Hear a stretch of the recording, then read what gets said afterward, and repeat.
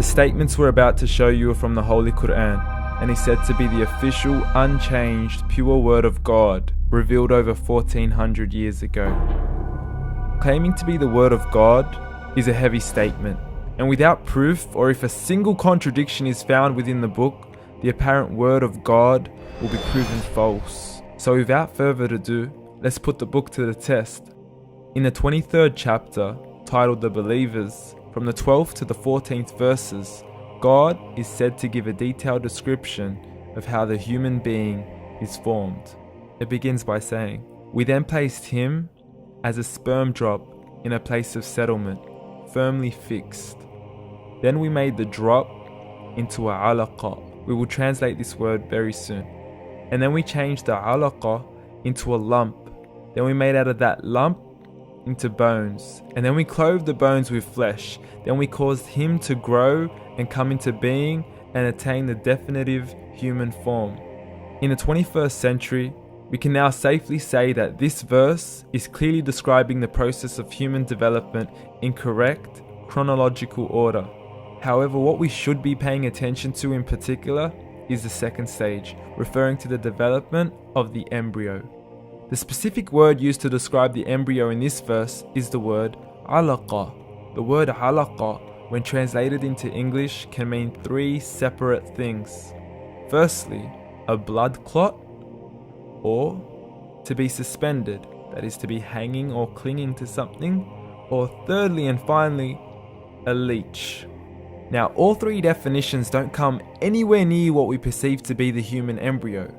So, why are these words used, and what significance do they share with the human embryo? Can the embryo be described as a blood clot? Well, what do you think? In the third week of embryonic development, a tubular heart joins with the blood vessels to form a primordial cardiovascular system, and by the end of the third week, the blood is circulating and the heart begins to beat on day 21. The first thing that comes to mind in regards to being suspended or hanging is the umbilical cord. But we can't use that example because we are simply referring to step 2, before the baby has even formed. But we now know today that the umbilical cord is formed from the connecting stalk.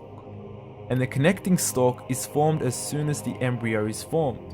The embryo's connecting stalk has even been described by John Allen and Beverly Kramer as an object to suspend the developing embryo in the extra-embryonic column. So an embryo is suspended and does have a strong resemblance with the blood clot. What on earth would an embryo have to do with a leech? Figure A shows the structure of an embryo at 25 days. Figure B shows a leech. Now please note once again that the embryo in this stage is no greater than the size of a kernel of wheat.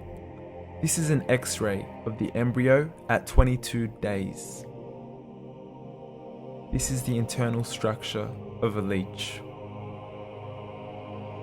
It's mind-blowing stuff, but you still haven't seen anything yet.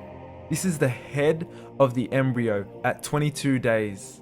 The detail you are seeing right now is absolutely impossible to be seen with the human eye and can only be seen with a microscope. This is the back end of a leech. There's no other words used to describe this other than mind-blowing. The pictures we have shown you are impossible to be seen with the human eye or even to be predicted by the human mind. Once again, the verses we have shown you were revealed over 1400 years ago to a man who couldn't read nor write. Are these the words of God? Descriptions of the human embryo in the Quran cannot be based on scientific knowledge in the 7th century.